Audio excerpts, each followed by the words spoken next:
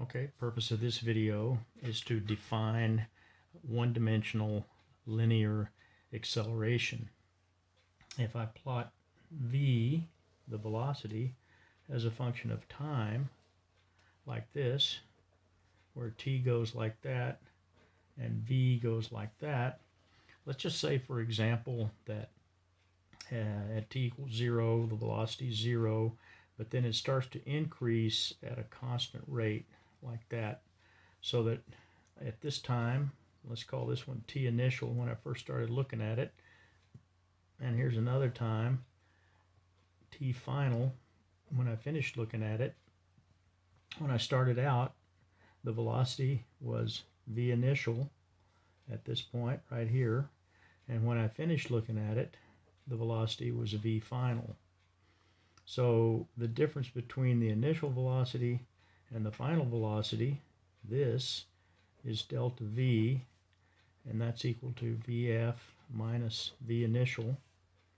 And the difference in time, tf and t initial, that's what this is. That I'm going to call delta t. And this ratio, delta v over delta t, is what we call acceleration. In other words, the one-dimensional linear acceleration is delta v over delta t, where this is a constant value. In other words, this ratio is a constant no matter where you look at it along this curve. And notice that I can also write this as delta v is equal to a times delta t, but delta v is equal to v final minus v initial. That's equal to a times delta t. But then I can write that as v final is equal to v initial plus a times delta t. And that's usually the way you'll see it. Sometimes you'll see this, you'll see it written this way,